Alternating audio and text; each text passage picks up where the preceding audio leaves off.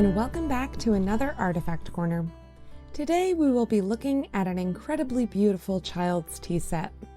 It is the loveliest shade of pale blue with handmade, hand-painted flowers.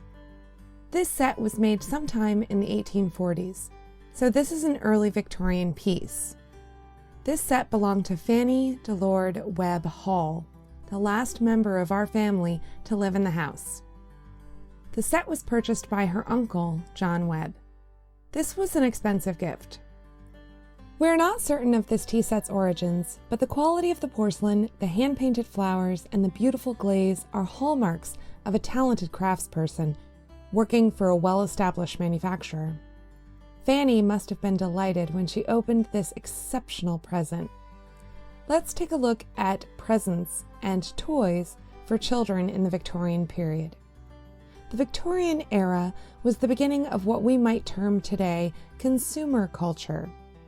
This is not to say that people did not buy goods prior to the Victorian era, because of course they did, but the Victorian era saw this level of consumerism skyrocket. With the advent of factories and mass manufacturing, buying items could sometimes be cheaper than making it yourself. The same was true for toys and games for children. In previous years, toys were most often handmade with materials that were either discarded or no longer needed. Dolls could be made from scraps of cloth or even from corn husks. Toys were also passed down from generation to generation.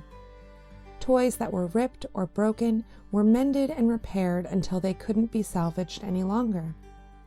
In the mid-1800s, toys that were manufactured became all the rage. And if your family was well-to-do, you would buy your child a toy.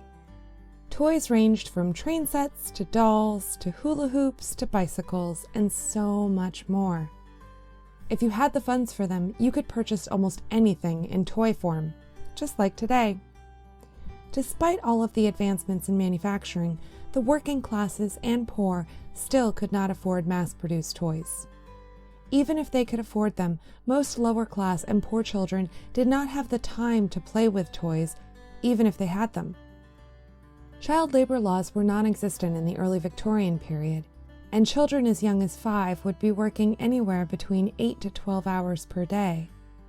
This left them little time for the frivolity of toys and playing games. Our tea set is something that only a very fortunate few would have been able to own in the early Victorian period. It was a very pricey item that is also highly fragile and was being given to a child to play with. This set is in quite good condition given its intended use and its age. It does have repair work done to it. Some of the saucers have been broken and mended, and some of the flowers have been broken off and unfortunately have been lost to time. Despite this, the colors of the set remain just as vibrant and cheerful as they did the day the set was made. We are so lucky to have this beautiful little glimpse into a Victorian child's world. Thanks so much for stopping by.